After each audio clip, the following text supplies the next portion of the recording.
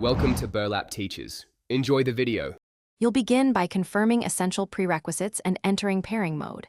Make sure both devices have power and the watch is in pairing mode. That's the trigger. Open the companion app on your phone and follow the on-screen prompt to add a new device. Once the phone searches, select your watch model. This initiates the handshake. You do this because Bluetooth needs discovery consent and the app supplies device-specific settings for a stable connection. Once paired at the Bluetooth layer, you must grant app permissions so data flows correctly. You give location and notification access because many watches rely on system services to deliver alerts and find nearby devices. Sign into your account to enable cloud sync and backups. This preserves settings.